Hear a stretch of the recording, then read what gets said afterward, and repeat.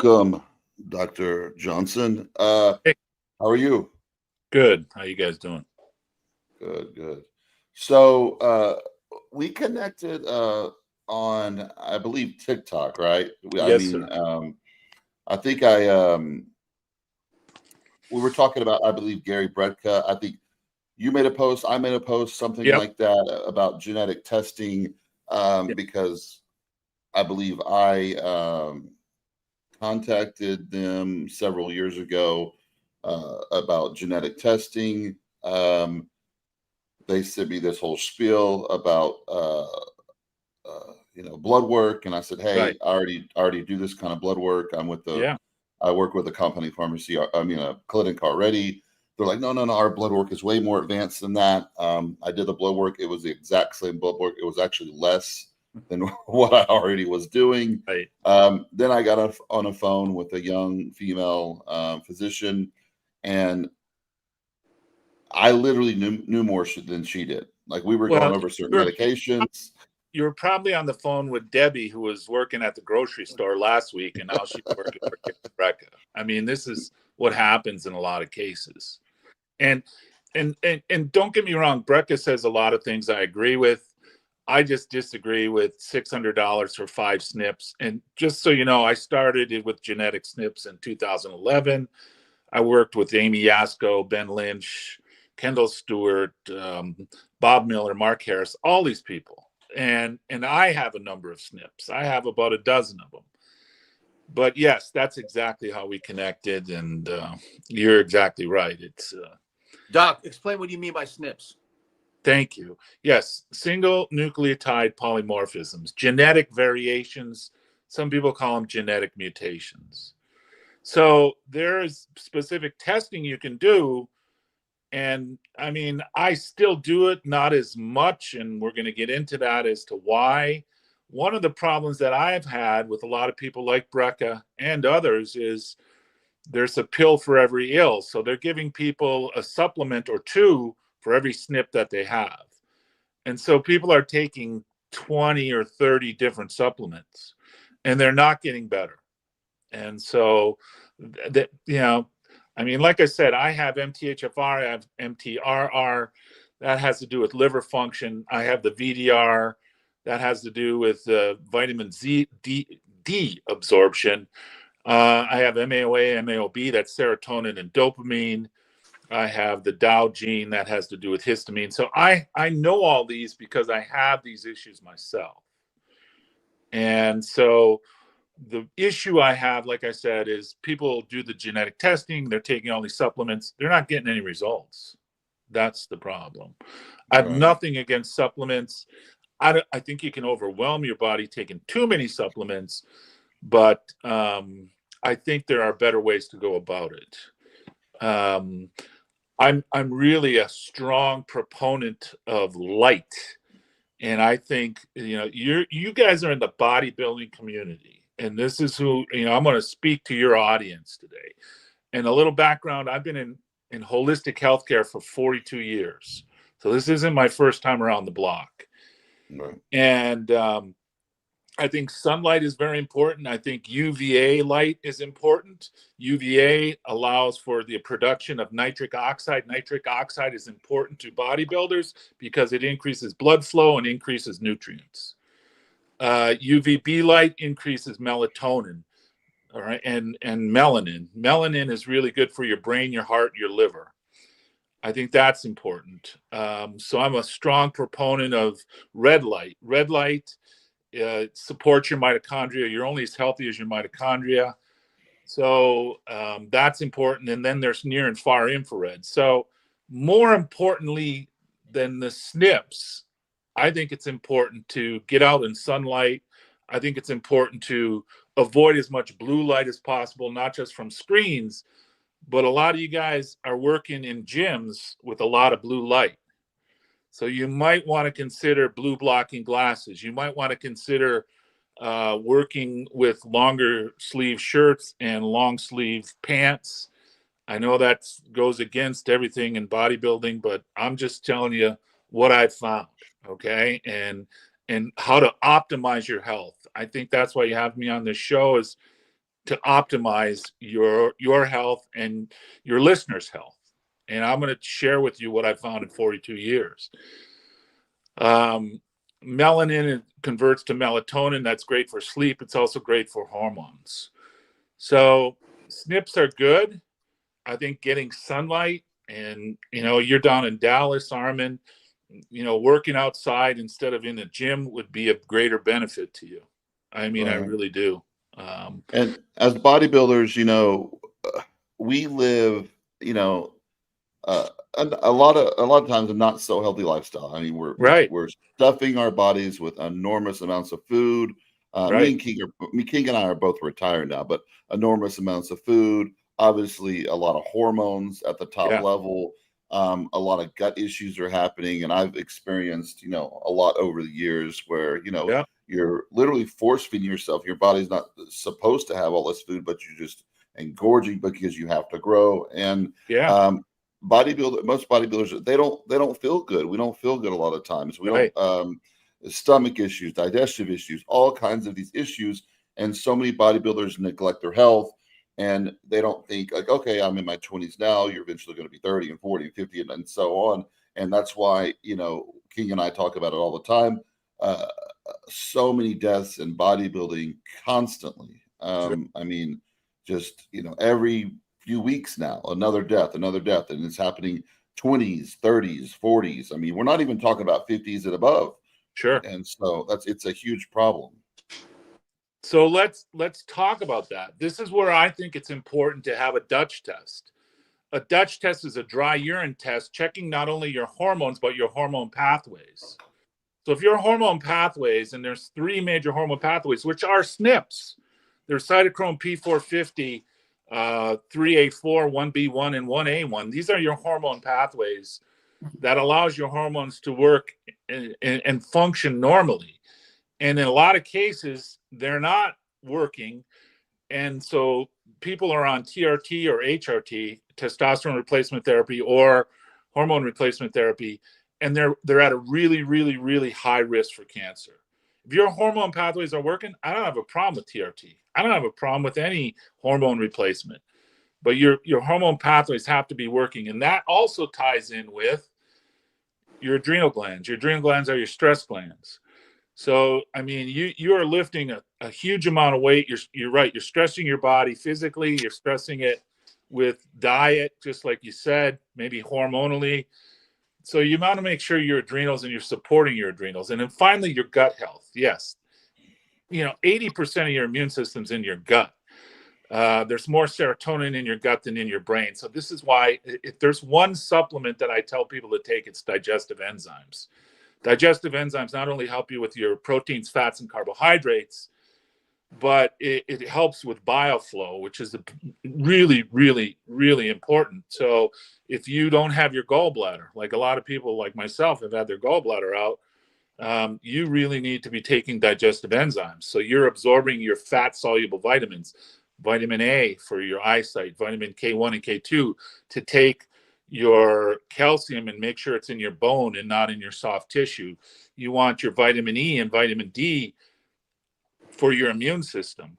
And coming back to that, blood work is also important. You want to look at your vitamin A to vitamin D ratio. A lot of people just look at vitamin D. They're not looking at vitamin A. Vitamin A to vitamin D ratio should be 3-to-1. That's maximum immune function. Along with your copper to zinc ratio should be 1-to-1. So these are all things that you can see in the blood work, along with inflammation markers. I've worked with a number of bodybuilders, obviously not as many as you gentlemen, but enough to see that they do have a lot of inflammation. Their ferritin is high. Ferritin is stored iron in your liver. Their C-reactive protein is high. Their homocysteine is high.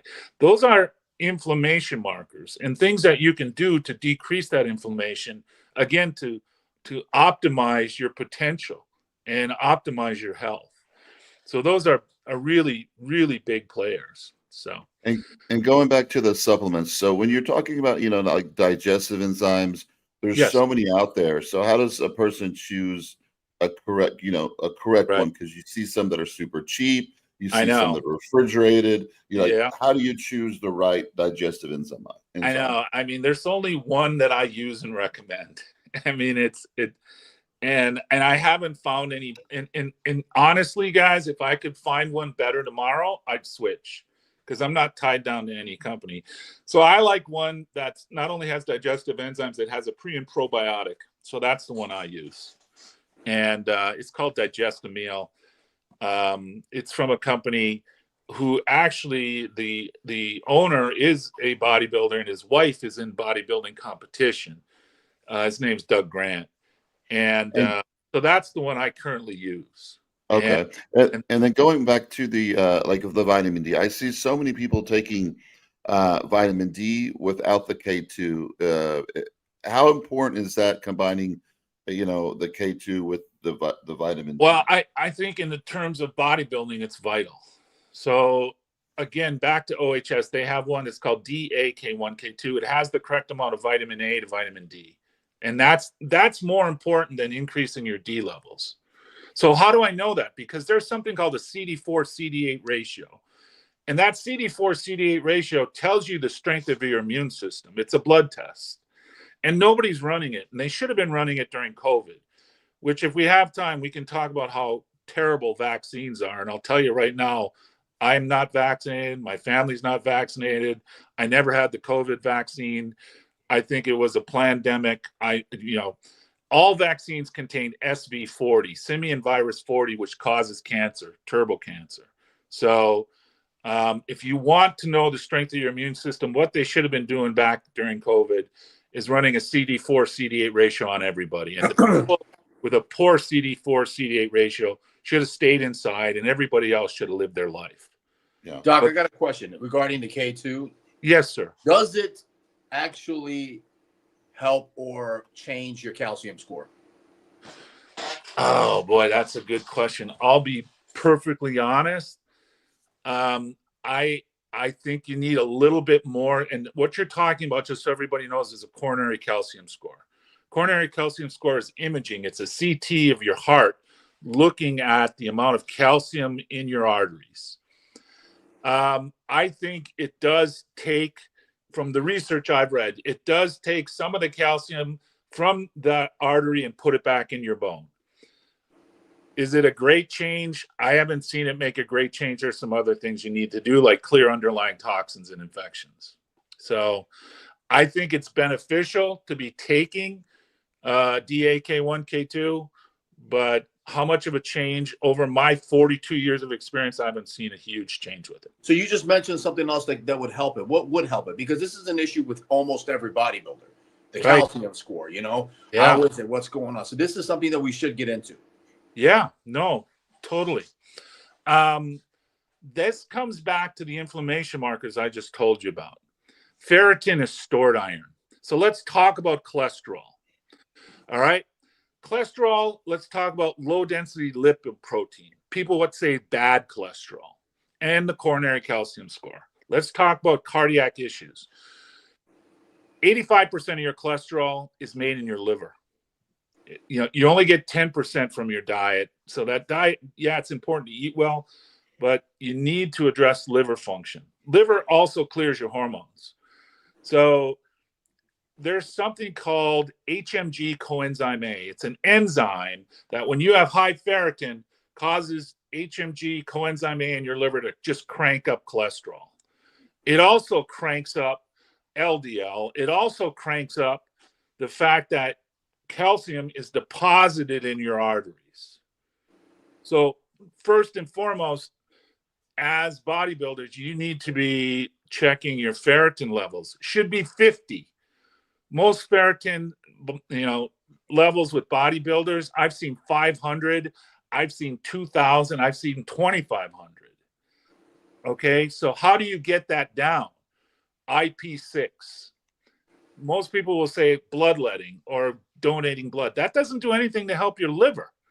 So as bodybuilders, you really need to be protecting and taking care of your liver.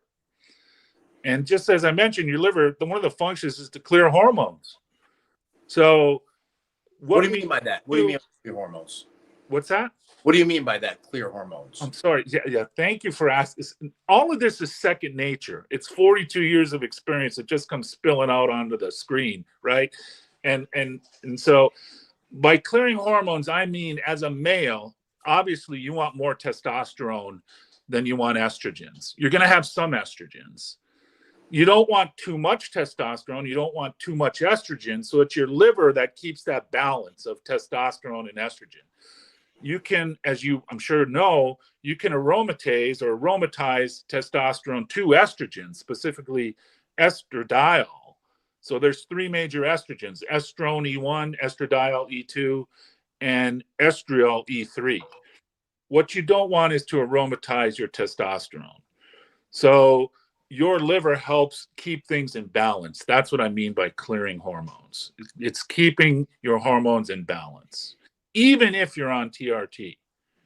And honestly, like I said, if your hormone pathways are clear, and I have this up on my TikTok, it's called HRT, TRT, the good, bad, and ugly, where I actually show you Dutch test studies and all the dials related, and I walk you through it. Simple enough that my 5-year-old granddaughter knows how to read a Dutch test. So that's what I mean. You want to really look at your ferritin, your C-reactive protein, and your homocysteine. So that's a factor with your cardiac issues. A Dutch test, like I said, you want to look at not only a comprehensive metabolic panel, but you want to look at GGT. GGT is a liver enzyme. It tells you how your body's reacting to medications and to toxins. So not just AST, ALT, GGT, your liver enzymes, but you should also take into consideration if there is a liver problem, and normal liver enzymes is 10 to 26. You want to look at something called a NASH FibroSure Plus. Bodybuilders should be looking to check to see if they have fatty liver or if they have fibrous liver. So there's fibrous content, like the gristle in a piece of meat. That's what's happening in your liver.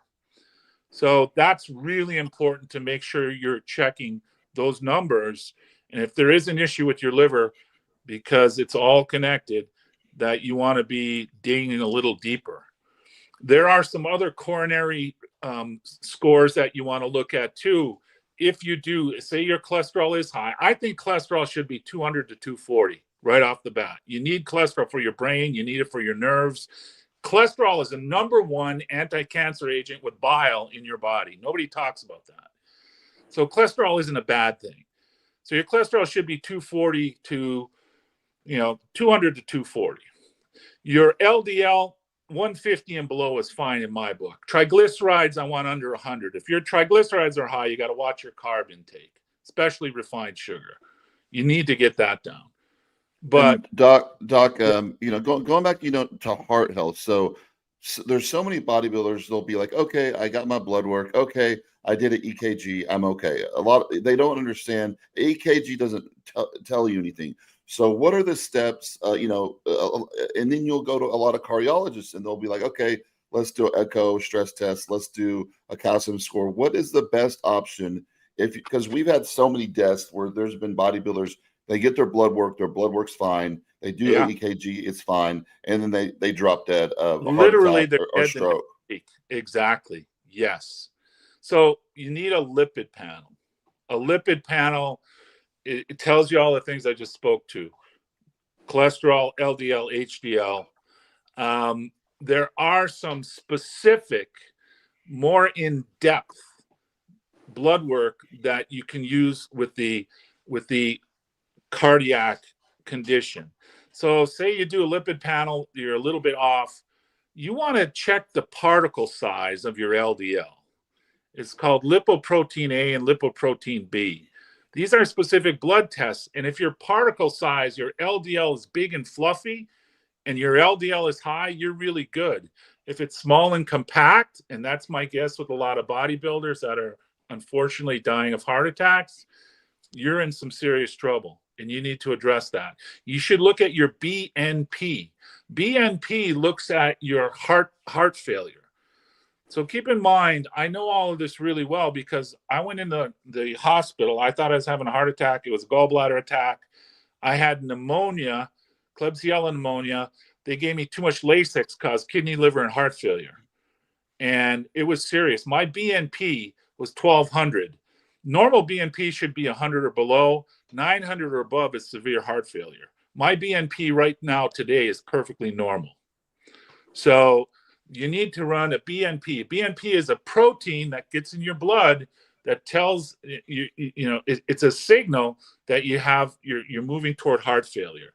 So you want to look at lipoprotein A, lipoprotein B. You want to look at BNP, and then a complete lipid panel. So I agree. They're running some of these tests, but they aren't running the tests that they really should look at to decrease inflammation. The problem is medical doctors don't know how to decrease that inflammation other than a steroid, which will screw up your liver. So there are specific supplements that will do that. And then we use homeopathic remedies to clear out underlying toxins and infections, because what causes inflammation? And that's what's killing you, not cholesterol, but inflammation. And that's what's killing a lot of these gentlemen who are passing away because they were bodybuilders. It's not cholesterol, it's inflammation. You've got to clear underlying toxins and infections, because that's what causes the inflammation. And say you get your blood work, like I've always had, my cholesterol has always been out of whack. So I've done, stress tests, echocardiograms, calcium scores, CT scans, and they've all been good. So what do you say about, like, on blood work, it doesn't look that great, but then you get all your scans done and everything, and it shows your heart's functioning good. What do you say about that? What is your cholesterol at? Give me an example. I don't have my blood work pulled up currently, but well, let's say it's a little on the high side. Say it's like 280. Say your total cholesterol is 280. Say your LDL, what they call bad cholesterol, it's a lipoprotein, is, say, it's $194. All right. That right away, I mean, the reason they started checking inflammation markers like C-reactive protein and homocysteine was for cardiac events. So that's like the next step. You need to look at your ferritin, C-reactive protein, and homocysteine. If those are high, you need to work on getting that down. If your ferritin is high, like I said, it's that HMG coenzyme A. When they give you a statin, they're looking to affect that enzyme, HMG coenzyme A, to lower it so the cholesterol will lower. You can lower it naturally by lowering your ferritin, like I said, with a simple supplement like IP6, which is a B vitamin derivative. So what are your thoughts on statins? Because as bodybuilders, a lot of us were like, okay, well, they cause muscle aches, they cause all these other side effects. What is your thoughts on putting someone on statins rather than doing a holistic approach? I have a whole research paper on it that I send to people, and I'm happy to send it to your group and send it to you to share. But it's all the research on statins. It's the other side. It's what I call it. And the other side isn't good. If it were me, and I can say this, I'd never take a statin, ever. You don't need a statin. You can lower cholesterol naturally.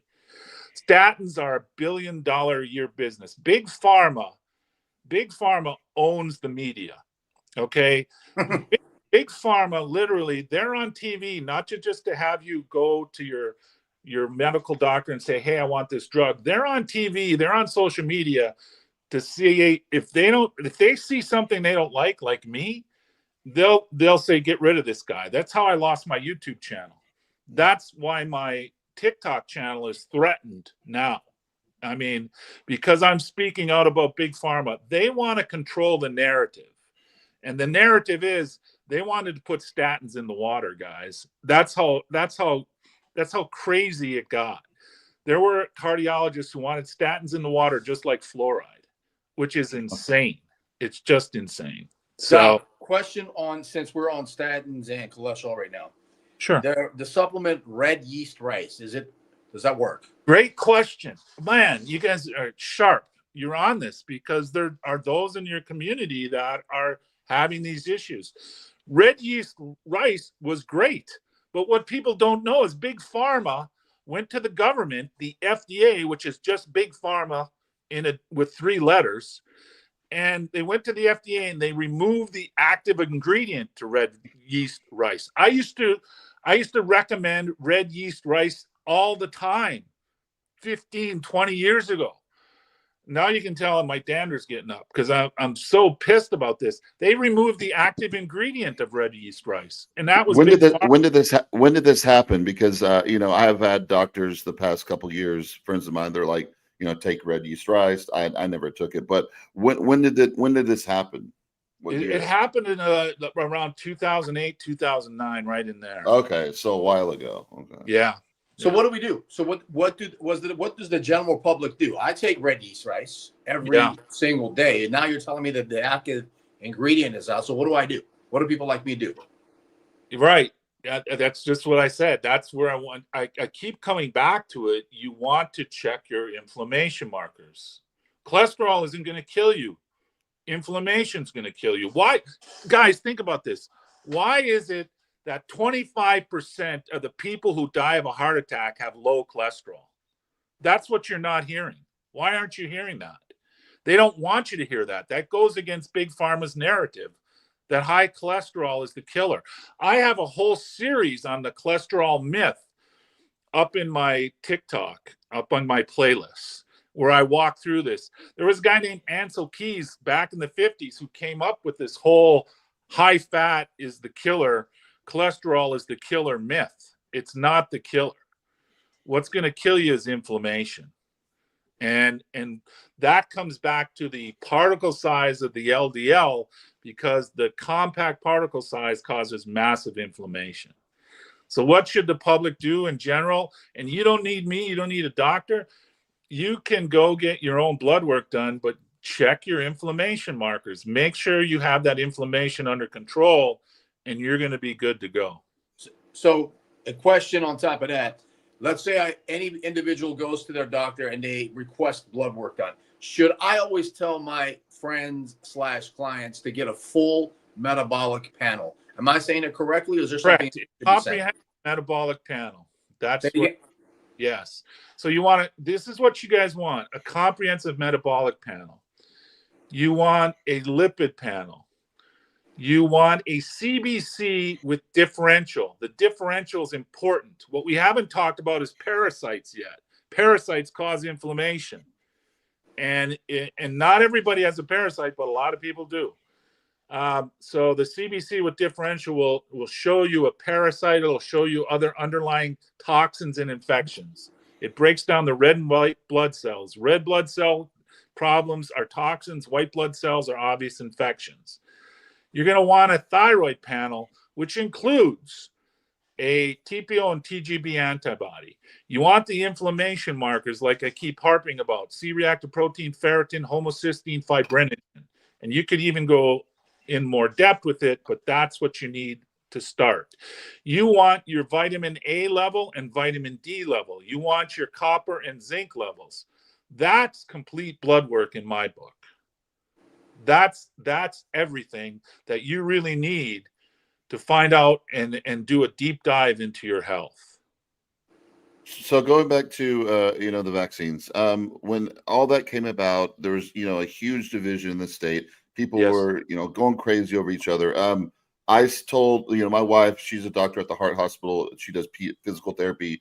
And I said, we're not getting this. We're not doing this. And I didn't do it. We didn't do it. I had friends that did it. The people that have went through the vaccines, you see some people, they're totally fine. Others, they're on, you know, on TikTok saying, hey, I had all these effects, or I had this loved one just pass away, or, you know, especially soccer overseas, people were just dropping dead, passing out all the time. And the news didn't show any of this stuff. A lot of the, you know, people found out on TikTok, people making videos. Hey, my aunt or my mom or whoever took, you know, this vaccine, and they had a stroke, you know, several weeks later, they were hospitalized. They were, this happened, you know. So if somebody's already, you know, taken it, what things can they do to kind of look out for or prevent, you know, things that caused from it? Sure. So I I have a number of men in their 20s right now who've had the full vaccination schedule with COVID. They have cardiac issues and they have low testosterone to the person. You're right. This is where they lost me in the narrative with COVID is when 24 million people contracted it and recovered. You never heard about that because that went against the vaccine narrative. So then I knew the media was controlled. So what should they do? They should do a detox. There's heavy metals in those vaccinations. There's formaldehyde. I mean, just Google it. You can find out. There's aluminum. There's mercury, and they'll claim that it's so minute it doesn't hurt you. It doesn't do this. It's yes, you're exactly right. Young men, young women, people all over, every day are dropping like flies because of that vaccine. So are there things you can do to detox? Yes. Coming back to OHS, they have a couple of detox products. Other companies have detox. You can detox it out of your system. Sometimes it's so deep into the tissue that the homeopathics that we use are the only things that are going to work for the patient. That's how bad it is. Because these are specific homeopathic remedies that I make specific for the patient. But there are general homeopathics that I've used with others. And there's a couple from OHS, OptiMetals, OptiEnviro. I also like OxyPure. That clears the toxins and infections caused by the vaccination. What's OxyPure? OxyPure is a supplement by OHS that helps eliminate underlying infections. These are standard homeopathics. And with a standard homeopathic, you want to succuss, which means you take it, you tap it against your palm of your hand to really get it mixed up like 10 times. So those are specific things that I recommend. And I when people ask me, I just give them the links and say, here it is, go get it. And if they have questions, I help them. But that's one thing that hasn't been addressed that is a strong antioxidant, but it's also a stimulant. And I know you don't like stimulants, Armon, but is nicotine. So nicotine is just coming onto the scene. I'm not saying go out and vape. I'm not saying go out and smoke cigarettes. I'm talking about the nicotine patch or nicotine gum, very low dose, 2 milligrams. That is honestly really good to help detox your system. I'm not against stimulants. I don't like them for myself. I'm against people that are drinking like 4 Monsters a day. Oh God!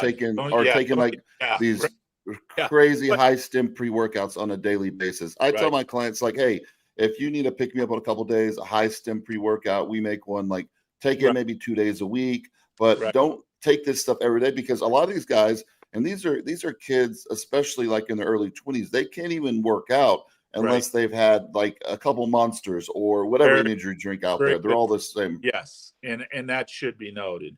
But nicotine, there's tons of research. Nicotine is in nightshades, tomatoes, potatoes. That's what people aren't aware of. And I'm not saying take nicotine, but it's been shown to increase your focus. It's been shown to increase mood. It's neuroprotective. People with dementia, people with Alzheimer's, people with Parkinson's, it's been shown to increase dopamine. So Doc, so those Cuban cigars that I smoke on Saturdays with my boys, that's okay? No, it's not. I said you shouldn't be smoking. I said that. But I'll be honest with you, it's not all negative. That's my point. Okay. I never smoked. I would never recommend smoking tobacco. My mom died of lung cancer. She was a heavy smoker. But there are benefits to nicotine that aren't being, again, that's the media. I mean, if I talk about what about the gum? I'd be booted. So the nicotine gum, what about that? Yeah, the nicotine gum is fine. Just 2 milligrams, and you do it once a day. And honestly, guys, you do it for a month, and your system it'll help detox your system. That's one of the benefits of nicotine that people aren't aware of. So, Doc, let me say something about the COVID vaccine from a personal point of view. I've been fully vaccinated my whole life. I never really thought about it. when this whole disaster came about, I took the first vaccinations. I took one of them, the Moderna one. Yeah. And I have to be honest with you. I never had cardiac issues. I've even went to one of the top cardiologists in New York, and I had everything checked inside and out. And he basically said to me, he said, listen, for all the stuff that you did and however the distance that you went to the Olympia and all the stuff that you guys do, your heart's not enlarged and you're in really good shape. The only thing that they found was a little bit of stenosis on one of my valves, which he said, we're going to keep an eye on that. And, you know, okay. So and after that diagnosis, I became a lunatic, meaning I don't drink. I don't do drugs. Right. I eat organic. I cook all my food. I take all my supplements. I get my hours. I mean, I drink 2.5 gallons of water a day. I've become this incredibly machine-like health monster, right? Good. But those goddamn shots that I took, my heart skips beats. And every time I say this, I tell people, they don't like, what are you talking about? I go to a cardiologist. They check me just like Armon said, with all the tests. You're fine. I'm like, I'm not, because it's skipping beats. Right. And I see blurry every once in a while. And it still happens to me to this day. It's very, very annoying. And I can never, ever, ever, and I'm telling this right now, just like you said, I don't care if Jesus, if Buddha, if Allah, if aliens come down, I'm never taking any of these stupid ass vaccines ever again. So now that's why when you were talking about detox, it's very interesting to me. I do all these detox stuff, but you're saying that if you do the OHS detox, it does help. Yes, I've seen it help. Yes. Okay. Yes, this is great. This is good to know for everybody else. Right. And coming back to vaccinations, all vaccines, like I said, have simian virus 40, which can cause turbo cancer. So that's why it's important to detox. So I'm not sure what that sound is. We'll go through a couple of questions in between all this. So first of all, how does someone get in contact with you for a consultation? Just my email. Email's the best way. drmlj83@gmail.com. I get so many emails. I literally get hundreds in a day. And my boys help me with emails, but yeah, the email is the best way. drmlj83@gmail.com. Okay. What does the doctor think about statin? What I don't know if I'm pronouncing right. Is this Atrovastin? Atrovastin, yeah. It's a statin. I'm not.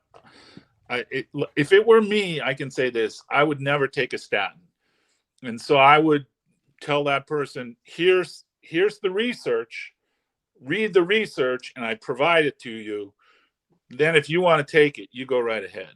But after you read the research and you still want to take it, it's beyond me. Good answer. Okay. How about prolotherapy for nagging injuries? I like prolotherapy. I'll tell you what I like also for nagging injuries. Cold plunge. Cold plunge is great for mitochondria. You're only as healthy as your mitochondria. Saunas. I mean, the correct way to take a sauna is to go in the sauna, take a bunch of towels, towel off when you start sweating, and throw the towels out the door so you're not vaporizing, rebreathing in all those toxins. That's what a lot of people miss. So I like that. I'll be honest with you, for chronic pain, I'm going to say it. I don't care what people think or say. I like ivermectin and I like fenbendazole. They're anti-inflammatories. It's not just for parasites.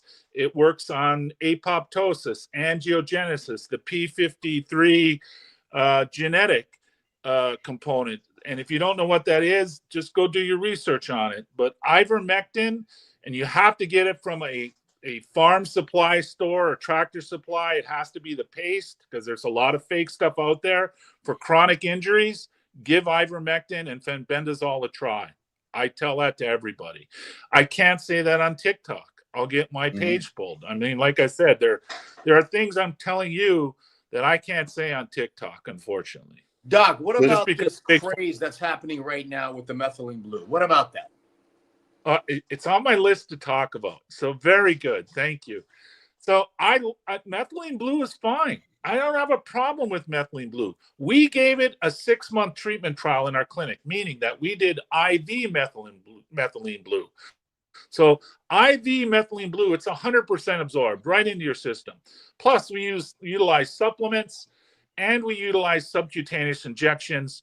We didn't see a big change in our patient population. Can it be a placebo effect? I don't know. Maybe. I have no issue with methylene blue, to be honest with you, King. If people want to use it, they feel it helps them, I say go for it. I have no issue with it. We just didn't see, it didn't live up to the promise. Let's just say that.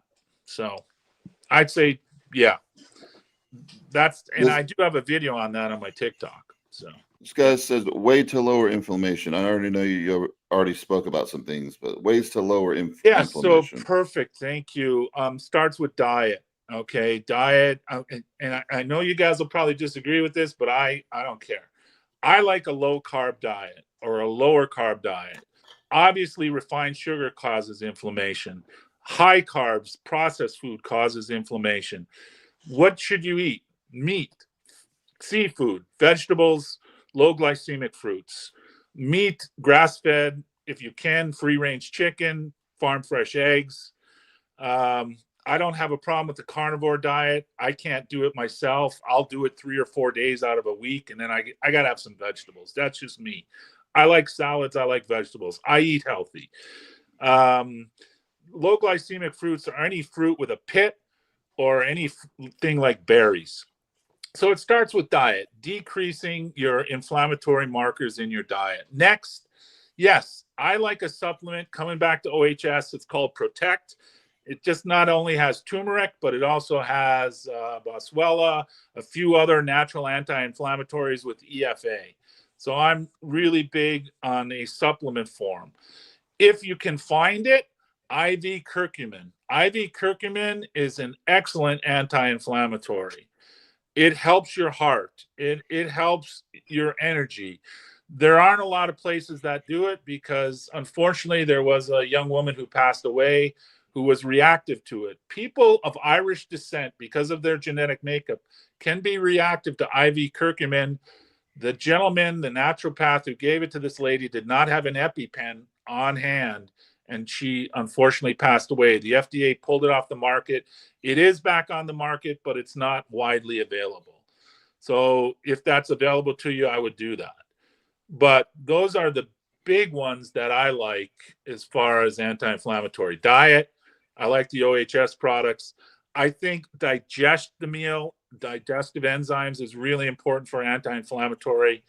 That's huge. There's a gut-brain connection. And Doc, real quick, the digestive enzyme, is that with every single meal you eat? Yes, sir. Yes, okay. You take 1 or 2 before. Like you guys because I know a lot of people, including myself, that only take digestive enzymes when I hammer some food or when I have a huge cheat meal. I'm like, oh, I needed a digestive enzyme. But you got to do it with every single meal. Oh, we lost him. Yeah, we did. He'll probably pop back on. Yeah, he'll be back. Great information. Absolutely. Yeah, I mean, great information. For bodybuilders, it's overload, because King, what most bodybuilders, all they think about is drugs, gear, and they neglect their health, totally. And a lot of times, we can always learn. There's people out there that think they know everything. They can't be told anything. And look at all the guys like I think he's popping back, that have passed away. And we've been to so many different kinds of doctors, and they I know I've been to cardiologists. Oh, you're good, you don't need this test or whatever. And then sometimes you have to insist, no, I want to do this test, I need to do this test. And so it's crazy. He's popping back up, but his picture's not again.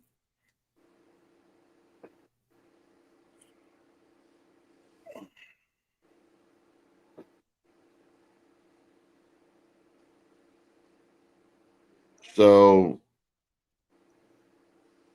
I've never heard of this supplement company called OHS. Were you familiar with them? No. I'm going to check it out. You Yeah. see everybody out there listening, we learn too. Okay. We're learning as we go too. Yeah. I'm a little pissed off that they took out the active ingredient in red yeast rice. Yeah. I I'm was pissed off recommended about that. Yeah. I was recommended that by a doctor like 2 or 3 years ago, because I've always been against statins too. And you've got people that will argue with you. There's nothing wrong. Like I was arguing with not arguing, going back and forth with someone on TikTok the other day. You don't know what you're talking about. Statins are perfectly fine. They don't cause any of that stuff. I mean, man, I know so many people on statins. They have muscle weakness, muscle tears, bone issues. So always been totally against statins. I'm not sure what's going on, but what do you want to talk about in the meantime before he jumps back on? No, this all good stuff. I mean, a lot of the shit that we're hearing right now is all stuff that we hear on Joe Rogan. You know, I'm hearing a lot of the same stuff. You know, but then again, what Joe Rogan does is he pushes things too far, I think. Yeah. Doc is explaining it right now more from a scientific point of view, and then when you listen to Joe Rogan and other podcasters, he basically like agrees with everyone who comes on his show. So I'm glad that I'm hearing some science here.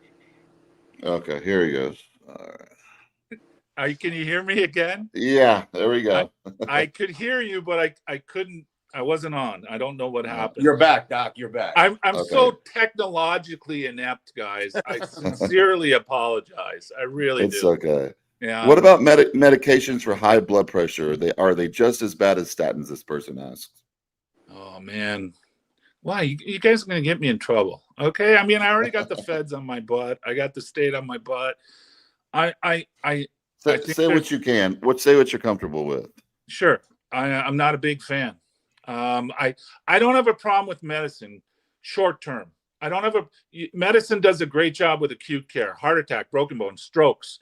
You're in a car accident, go see a medical doctor. If your blood pressure's sky high, you better take something to get it down for a while so you don't have a stroke. But then find out what is the root cause of that high blood pressure. Because it's just not being overweight. In a lot of cases, it is the inflammation that we've discussed earlier. So I'm saying short term is fine, but long term, you're going to be looking at trouble. When I got out of the hospital, my heart was through the roof. I was on blood pressure meds for a year, but I got off of them because I got to the root cause of it. So yeah. That's what I would say. This person asked, I wonder if he's going to talk about the dangers of, I believe you pronounce it, chelation? Is that how you pronounce it, Doc? Oh, spell it. I'm not sure. CHELATION. CHEL. I'm not familiar with it. CHELATION. Oh, chelation. Chelation. Okay. No, we never did chelation in our clinic. I know other people's are really strong with it. We did do IV therapies, but chelation was one of the things we did not do. There can be some downsides to it, and that's for us. The benefits did not outweigh the risks, so chelation wasn't an option. So okay, Doc, let me ask you this: where do you stand with the RFK Jr.? I was really hopeful going into it. And I'm still hopeful. I would like to see more changes, but let's wait and see, I guess. I think we've got a better opportunity now more than ever, but I still think big pharma is very, very, very powerful. And I don't know if he's going to be able to do those things that he promised to do. I don't know. I hope. Yeah. You know, like I'll tell my clients certain things, and they'll be like, or certain people like, well, you're not a doctor. My doctor said I need to be on, A, B, and C. I'm like, oh, like you don't understand. When you go to medical school, especially with nutrition, you learn basically nothing about nutrition. And these guys, and doctors aren't telling people what to eat. They'll say, hey, get on a diet or eat better, or eat clean, or they don't know about supplements. They don't know about a lot, even hormone replacement. Well, I've always said, if you go to a doctor and the first two questions out of his mouth are not, how's your diet and how's your lifestyle, then you need to find a different doctor. Amen. Because it's all about diet and lifestyle. Yes. It really Yeah. is. Absolutely. And with the vaccine, you have a lot of people like this guy. I took the Johnson vaccine. My heart stuff seems okay. A lot of people are like, "Well, I took it and I'm fine." And so, Yeah. you know, do you agree? It's like not everybody is going to have maybe an issue now, maybe down the road, or what are your thoughts on that? So, well, here's coming back to a lot of the gentlemen that you spoke to earlier. 67% of the case, the first symptom of a heart attack is death. All right. So Yeah. just because you think you're fine, you're asymptomatic, you don't have any symptoms, doesn't mean that there aren't issues. That's why I'm saying get a blood test, get a Dutch test every year. Check yourself. You can just because you don't have symptoms doesn't mean there isn't a problem. That's the key. And so you got to be aware of that. This next question is, I was just about to ask it because it's on my list. Doc, please talk about fasting. The good, the bad, and the ugly. Yeah. What does the doc think about water fasting 3 to 7 days? Or fasting in general? Yeah. All right. Well, so this should answer the question. I'm on my 3rd day of a water fast. I have fasted up to 14 days. One of these days I'm telling myself I might do 30. There's so much research. The evidence is right there, especially with males. Females not as much because of hormonal production. It's a different animal. But with males, I love fasting. I think autophagy is great. I think a 3-day water. I do an intermittent fast. Like my first meal is at 12 noon. I eat at 6, and then I don't eat again until 12 noon. And then, like I said, every once in a while I'll do a 3 to 7 day water fast. I think you should be taking electrolytes with that water fast. I think that's important. But I like fasting. I'm a proponent of it. I think it's nothing but good things, to be honest with you. Autophagy, mitophagy. Look, we're talking about the mitochondria. You're only as healthy as your mitochondria. Fasting is very good for your mitochondria. Cold plunge is very good for your mitochondria. Sauna is very good for your mitochondria. Red light therapy is very good for your mitochondria. Sunlight is good for your mitochondria. You're only as healthy as your mitochondria. So I like. So with the water fasting, as most bodybuilders, they freak out if they miss one meal. So going to do a water fast, during a season, of course they can't, but in the off season, Yes. let's say 3 to 5 days of water fasting. You're not going to burn muscle during that time. You might lose the glycogen, right. And all that, and you lose some weight. But how important is that for a bodybuilder to do a water fast? Guys, we just talked about detox a little bit ago. And a water fast, you don't have to buy a supplement to detox. You don't have to buy anything. Your body is naturally detoxifying. That's what autophagy is, clearing out the cells. Mitophagy is clearing out your mitochondria. And drinking water is important. I mean, I've had some patients who dry fast, no water, nothing. And I'm not big on that. I'll be honest with you. I think you need water. Your mitochondria produce water. Your mitochondria produce something called deuterium depleted water. It's a heavy water, and it's really what keeps you healthy. So no, I think you should do a fast every now and then. Even if you did it for a day or two, it's better than nothing. It's going to help you detox, and it doesn't cost you anything. You're saving money. What kind of water? So I've got it like a Kagan water machine, alkalinized water machine. A lot of people drink water straight from the tap. A lot of people drink spring water. What kind of water should you be drinking? Well, I think anything but tap water, to be honest with you. Reverse osmosis, and if you can, do a 5-stage reverse osmosis. I read a book in 1987 called The Shocking Truth About Water. It was by Paul Bragg. Paul Bragg is the guy who started with raw apple cider vinegar. He probably had one of the first health food stores. And I think that is like the number one thing is drinking high quality water. Spring water. I mean, there's an artesian well up here where I live. There's a spring down the road. We do that. I don't care anything but tap water because of the fluoride and all the other chemicals. So Okay. that's where I'm at with it. Yes, sir. Fenbendazole versus ivermectin for chronic joint inflammation caused by allergies. This person asks. Good question. Probably go with ivermectin, and keep in mind that I am a holistic healthcare practitioner, and that's a medication. By law, I cannot recommend a medication. So I can say, if it were me, I would use ivermectin. That's what I would do.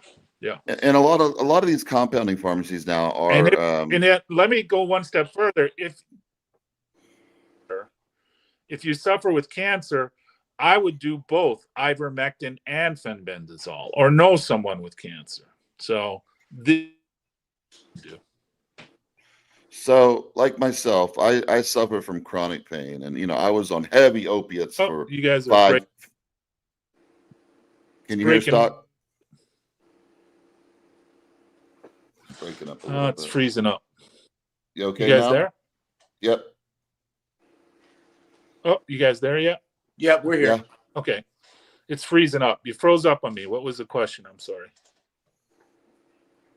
What was I asking, King? You were talking about you have chronic pain. Oh, okay. So for chronic pain, I deal with chronic pain all the time. I was on heavy opiates for 5 years. The doctors put me on Dilaudid, oxycodone, fentanyl patches, and it was a nightmare after 5 years to get off. I had like 3 surgeries within an amount of time, and nobody really understands how opiates can just take a part of your life. Like, oh. Right. And I'm very open about my opiate use. Yeah. And I get a lot of, hate about, like, oh, you're an addict, you're all this and that. Like, all my opiate use was prescribed by doctors. I had no clue about the whole withdrawal systems. You hear about what the withdrawals, but you don't really know what to expect when they hit. And then you just stay on it because it's so uncomfortable. Right. We could go back to that in a second. But for the chronic pain, a lot of these compounding pharmacies now, they're prescribing ivermectin in pill form. So you don't suggest like the pill form, you need the paste, or how does that work? I do. For chronic pain? I'm sorry. I only recommend the paste. And here's why. It's pure. A horse, it's for horses. And the horse does not have a vomit reflex, so it can't vomit things back up. So it's got to be super pure. You don't know what they're cutting it with. I know they're a compounding pharmacy. I get that. But I still go back to, I would recommend, I have to be careful what I say, because the feds, they watch everything I say and do. I'm not kidding you. It's crazy. And so if it were me, I would only use the paste. Yeah. And that's what I do use. And I'll prove it to you. I have some right here. So, yeah. So let's say I start using the paste. Do you take it for every week, every day? Yeah, I recommend, depending on the patient, specific protocol for 14 to 30 days. And if it were me, I would use like a pencil size, the eraser on a number 2 pencil, about that amount, maybe once or twice a day. Now, if the patient, if I were the patient and I have cancer, I would be utilizing fenbendazole in the paste and ivermectin in the paste, plus some specific protocols with supplements. So Mel Gibson was talking of exactly this the other on the Joe Rogan podcast. Yeah, I mean, look, ivermectin has such a bad rap after COVID, and hydroxychloroquine, such a horrible rap. I mean, all that I've seen is upside. Now, if you're taking it and I have cancer, I want to make sure I have markers, not just imaging markers, but I'm checking blood work every single month. That's important. And checking your liver and checking your inflammation markers. So that's my only problem with the ivermectin fenbendazole community, like on Facebook or wherever, is you got to be checking markers, and you don't need a doctor like me to check your blood work. You can just go to any labtest.now or or there's a lot of places that you can just run your own labs. Just Google it. Like the other day, I had, my doc visit, and I asked him about a Dutch test. He's like, "Oh, you don't need that," and Yeah. it's like, They always say that. I know. yeah. Well, they say that because number one, they don't know how to read it. Number two, they're putting people on HRT, TRT just with serum testing, blood testing of hormones. You need that urine test, and you need to look at your hormone pathways. If your hormone pathways are not working, you're going to end up with cancer. I'll guarantee it. I've seen it happen time and time and time and time and time again. So, I mean, you're putting yourself at a very high risk. Medical doctors, it's that whole wait and see approach. Oh, you have prostate cancer, but it's not bad, so let's wait and see. What are you going to wait and see until it's really bad? And then you got to remove the prostate, and next thing you know, you're in hospice? I mean, it's ridiculous. They don't know anything about wellness care or being proactive. That's my complaint. Medicine doesn't do a good job with chronic conditions.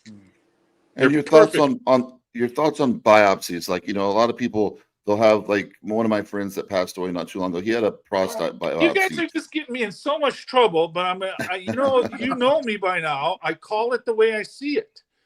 And does it make the cancer? Does it make the cancer spread after this biopsy, like a lot of people say? In my opinion, yes. They thought I had liver cancer when my liver was so bad. I had stage 4 non-alcoholic fatty liver disease. They wanted to do a biopsy. I said, no, let's do a fibroscan. He goes, how do you know about a fibroscan? This was a gastroenterologist. I said, I've been doing this 40 years. I said, do the fibroscan. He goes, all right. And sure enough, it was stage 4 non-alcoholic fatty. Now I've got it down to stage 2, and I'm still working on it. And right now, I'll be honest with you, going from stage 2 to stage 1 is a lot tougher from going from stage 4 to stage 2. I'm putting on a lot of water weight right now because of that. And I have some congestion, but I'll get there. And so I'm totally against biopsies unless they're absolutely necessary. So chemotherapy. Oh God, you guys, man. All right. So there's a video called Cut, Poison, and Burn. If you watch that video and you still want chemotherapy, God bless you. Okay, go for it. I don't have a problem with low-dose chemotherapy if you have a turbo cancer, a self-amplifying cancer, a fast-growing cancer. You got to knock that cancer down, right? You got to, if you're going to deal with that cancer, you got to knock it down. So I don't have a problem with low-dose chemo.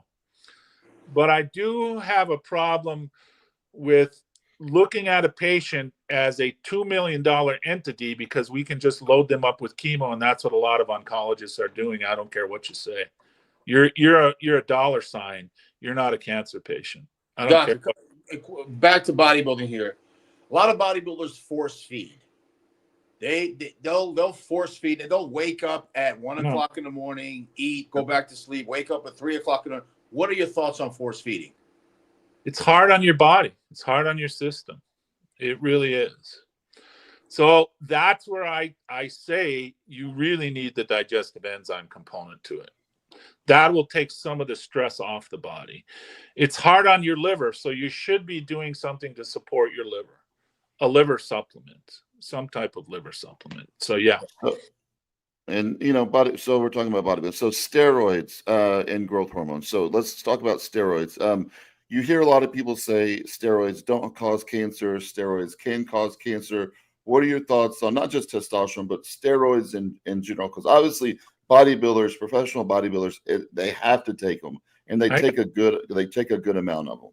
Totally get it. Totally get it. That comes back to the Dutch test and what I talked to you about earlier, the hormone pathways.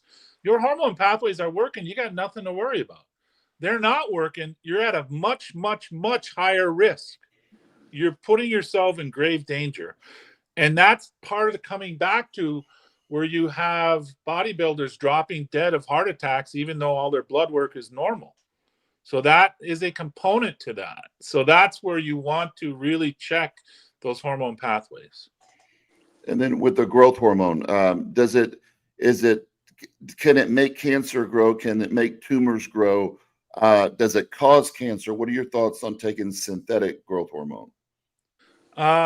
look, I understand in the bodybuilding community, that's a part of it, right?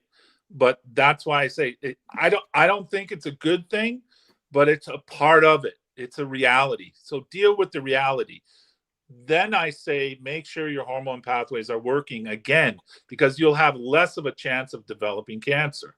You'll have less of a chance of developing heart conditions. So it's all about mitochondria. You're only as healthy as your mitochondria. So you want to optimize your mitochondria as much as possible. So supplement toward digestion, supplement toward your mitochondria, know your hormone pathways if they're working or not, and if they're not, address it.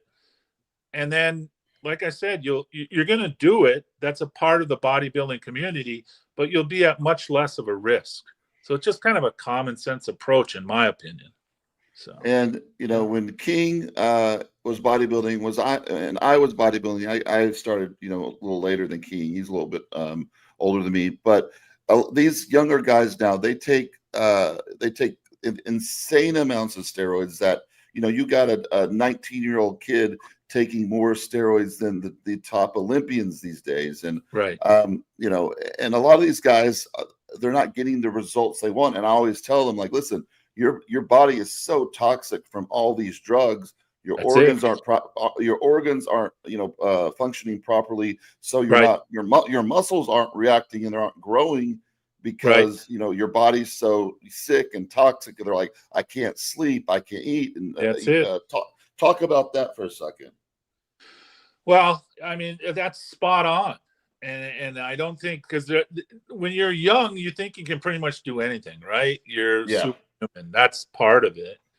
But yeah, it's really detrimental to what their health and lifestyle will be down the road. Again, I keep coming back to it. This is where even in your 20s, you want to be checking your blood work. You want to be checking your hormones, a Dutch test. You want to be monitoring things, and that's that. You don't know unless you test. You just, I mean, so that's important. I can't. So for an average bodybuilder, like most of bodybuilders are very they're on a budget or they don't have much money. Yes, sir. What do they do? What's the basic thing they can do, like blood work wise, supplementation wise, if they're on a very, very tight budget? Perfect. Yes. Number one, start with digestive enzymes, that gut-brain connection, immune system's in your gut. Number two, magnesium. We haven't spoken about magnesium. Magnesium's important and vital for 3,000 enzymatic reactions in your body. Number three, support your adrenals. You're putting your body under a tremendous amount of stress. We've been talking about this whole webinar. This whole podcast is the amount of stress that bodybuilders put on their body. So you really need to support your adrenal glands. That's huge. Number four, support your liver function I just talked to King, when I said about clearing your hormones, balancing your hormones, that's what your liver's doing. So support your liver. And then diet.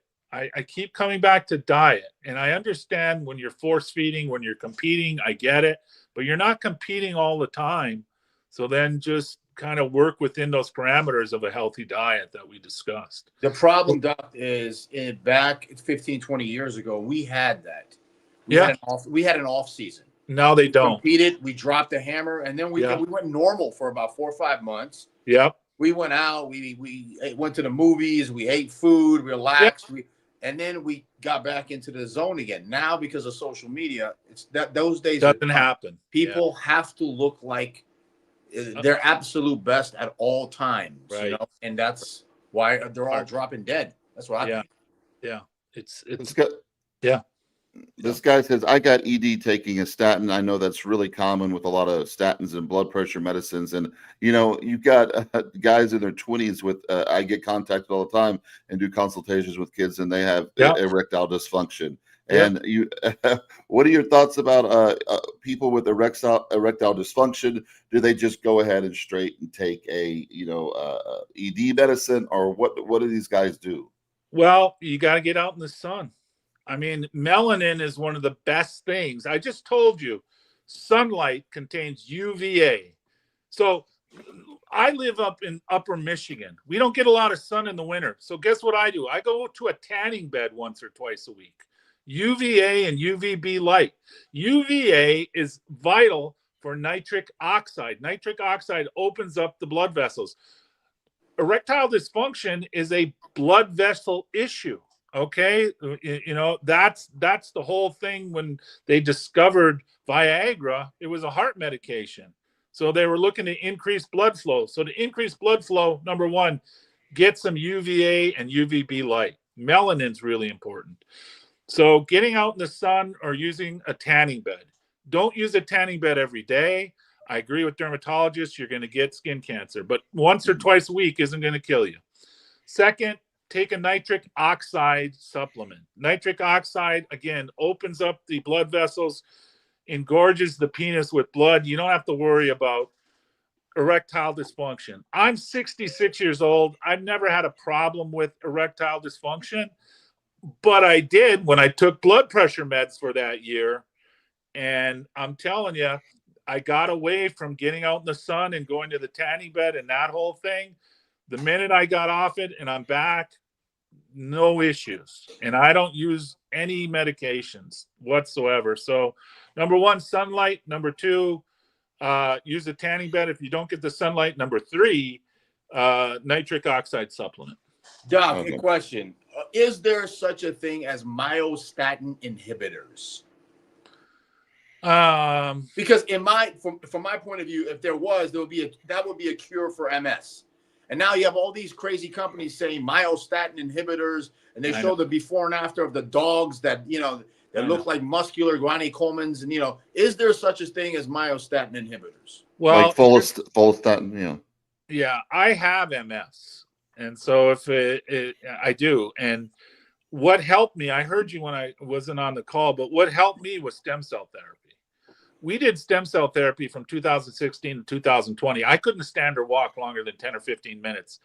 I had embryonic stem cells injected into the brown fat. Brown fat is fat with high mitochondria. And it was a game changer for me.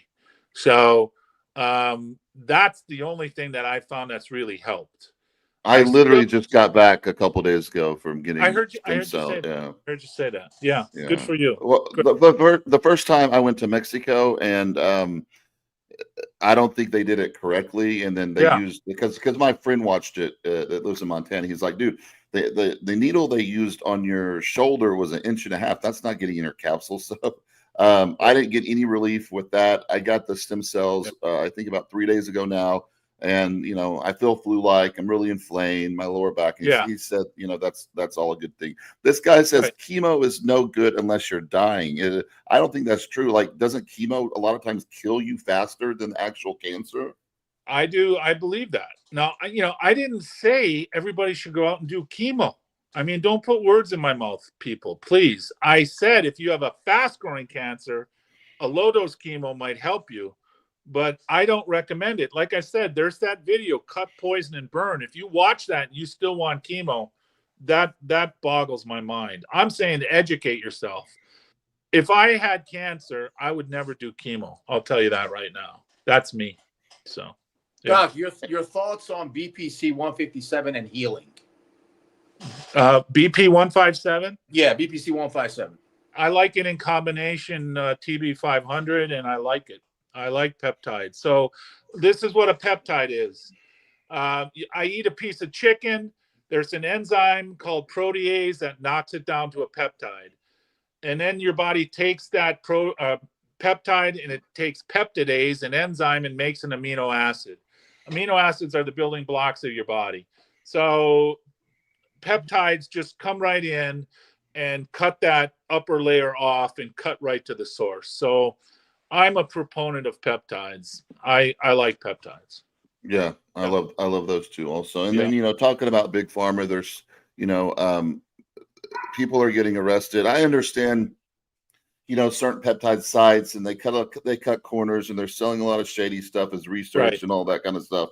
But you know, your thoughts like on big pharma. I mean, bringing peptides like BPC 157 and TB into, you know, people's regimen, that cuts out so many other drugs out there that are they're prescribing. Yeah, whether, big pharma is the one that got the FDA to eliminate peptides. I mean, we were heavy into peptides until I got a nasty letter. Well, I got a nasty letter for stem cell therapy from the FDA.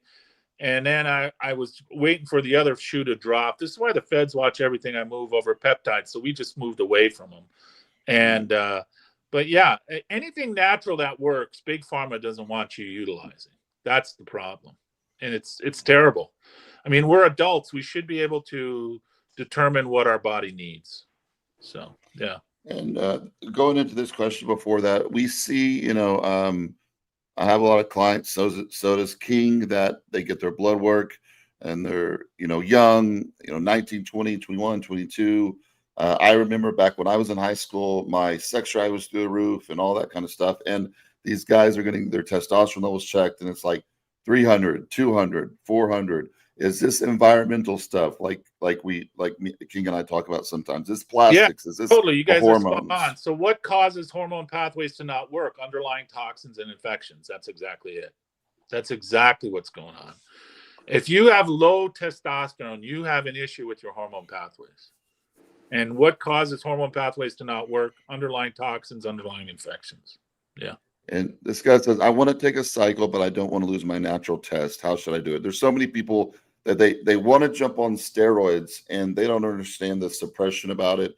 And a lot of people think they can bounce right back. So what are your thoughts on, you know, bodybuilders? Because I tell people, hey, once you get on all these hormones, it's kind of hard to recover because, yes. You know, and expect to probably be on, you know, a TRT dose the rest of your life. A lot of people freak out. They're like, well, do I have to stay on TRT forever? I'm like, yes, it's a TRT. It's like, it's something you supplement with.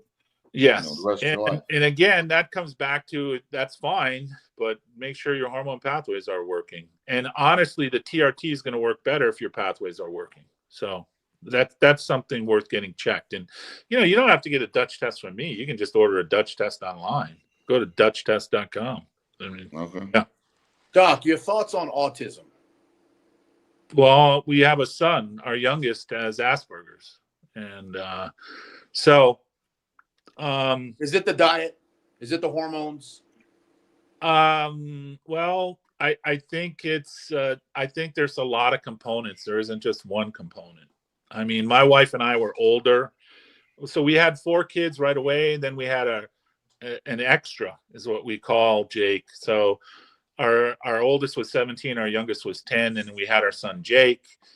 And I honestly think if he would have been vaccinated, he would have had full-blown autism. I don't think vaccines cause autism, but I think it makes you more susceptible to getting worse. And I think if he would have been vaccinated, he would have had full-blown autism.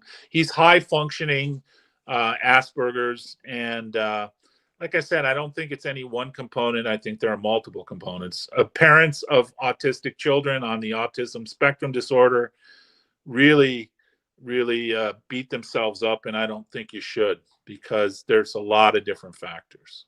So yeah. Talking about you know, autism, and I forgot what I was going to say after that, but is there a certain supplement that you would recommend that someone should take daily? This person asked. I mean, there's a lot of supplements out there. So, you know, there's so many supplements out there. How do you just decide, like, if you have 5 supplements to take, like, what would be your like top 5 that everybody, you know, needs?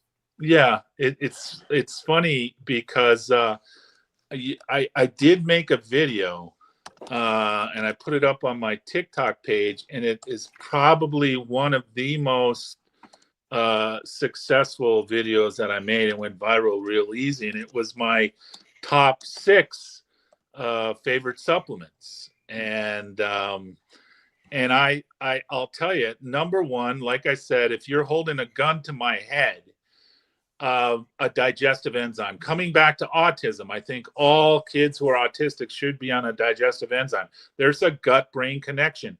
When there's inflammation in your brain, there's inflammation in your gut, vice versa. Number 2, we talked about it, magnesium. Specifically, magnesium glycinate. That's the most easily absorbable magnesium. There's also another magnesium called magnesium threonate that crosses the blood-brain barrier. But the vast majority of people need magnesium glycinate. Number 3, a great adrenal supplement. There's one that I like. There's one that I use, but just get one that works. Your adrenals are your stress glands. You're always under stress. Number 4, liver support. Liver support is huge. You've got to do that. There's a couple that I like. Number 3, vitamin D, A, K1, K2. We talked about that earlier. That's important. And finally, mitochondrial support. Mitochondria are the powerhouse of your cell. We haven't spoken to it or addressed it here yet, but I really like resveratrol. Resveratrol in supplement form supports your mitochondria. You're only as healthy as your mitochondria. And that's a big one. I mean, those are like my top 6, to be honest with you. So, and we're talking about vaccines earlier. Like my daughter, she's not vaccinated at all. She had nothing. Yeah. My son had a few. We held off on some others. When a lot of parents, we lost him again. Oh, I'm here. No, there we go. So when a lot of parents are asking, like, "Oh, well, I can't get into this school," what do parents do if they don't want to have their kids vaccinated and certain schools are refusing? Is there ways around this? Yeah. So I first of all, I have a paper that I put together, just like with statins, of all the resources on why you want to get the other side of the vaccination story. So educate yourself. There's a great video on Joe Rogan and Dr. Susan Humphries, 2 hours long. She goes through the whole vaccine thing. Excellent. I'm going to add that in my arsenal. We can get a religious exemption. In 47 states, you can get a religious exemption. 3 states, you can't. There's just no way around it. You're going to have to homeschool. That's all there is to it. But our kids were never vaccinated. Our granddaughter's not vaccinated. My wife and I have not been vaccinated since we were 8 or 9 years old. If that makes us anti-vax, I don't care. Call me names. I don't care. I just see no reason. And you can say, well, what about polio? They cured polio with the vaccine. That is a total lie. You've been fed a bill of goods just like the COVID vaccine. What got rid of polio, in my mind, was a few things. They went from horse manure in the streets in the early 20th century to automobiles.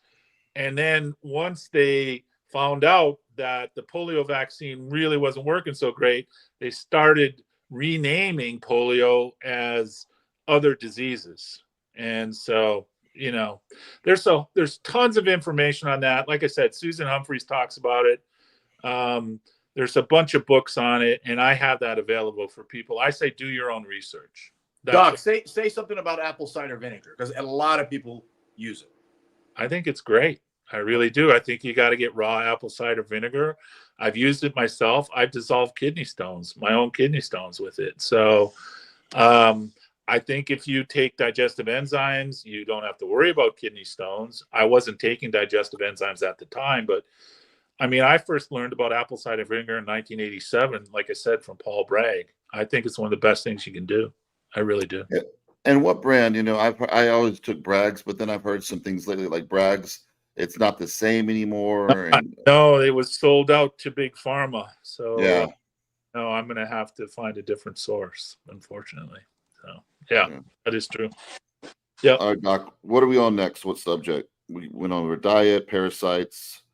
Yeah, I think we covered up just about everything, man. Yeah, it's pretty big. Cold plunges. I talk about cold plunges in regard to bodybuilders. I always tell them, like, don't do it right after you work out, of course, because inflammation. Right. You want the inflammation from training. Do you agree with that? Totally. Yep. Okay. Yep. I got one more we can add to the list. What about sleep, Doc? Oh, how great. important is sleep? If you're not sleeping, you're not healing. Period. You know how to sleep better? Get out in the sun. Increase your melanin. Increase melanin, you're going to sleep better. Period. You're not going to wake up at 2 or 3 in the morning. And then many people have sleeping issues, Doc. They can't sleep. They just can't. I hear it all the time. I can't sleep. I can't sleep. Yeah. Protect yourself from blue light. get the blue blocking glasses, be aware of it in your surrounding. Get out. What do you mean blue light? Explain blue light so people understand. Sure. Blue light is LED. Anything with a screen. All right. Your laptop, your phone. Oh, good Lord. Yeah. Anything with a screen, you should be utilizing a filter or blue blocking glasses. So that, or the light surrounding up over and above the lights in your house, or everything's LED. So be aware of that. Try to mitigate blue light as much as possible, and then get out in the sun. Watch the sunrise. If you're not sleeping, you need to reset your circadian rhythm. That means getting out, watching the sunrise every morning, or get out, look at the sun before 10 a.m. And then get the sunlight on your skin. You have receptors, neuropsin and neuropsin. They're receptors for sunlight in your eyes, on your skin. Melanopsin, same thing. And it's going to help increase melanin. And the more melanin you have, the better you're going to sleep, period. So what do we do with our cell phones, Doc? So like my mom, she passed away in 2014. She was a special needs teacher. She always kept her cell phone at her left pocket, and she developed breast cancer, and it started right there. So what are your thoughts on cell phones and causing cancer? And it does. So that's people sleeping with them next to their face. Non-native EMF. So I have an EMF meter. It sits right here. I check it with everything. Number one, don't use your cell phone when it's plugged into to recharge. Same with your laptop. Don't use it because it's high EMFs. EMF pollution is real. EMF does cause cancer. You mitigate it as much as possible, like I said, by utilizing filters and by being aware of your EMF in your surrounding, by getting this is a $7 EMF meter off of Amazon. So be aware of what's going on with it. So that you're right. It does cause issues. It certainly does. Yep. Okay. Good. King, can you think of anything else? I mean, I'm sure we could think of tons. We pretty much put every podcast to shame right now.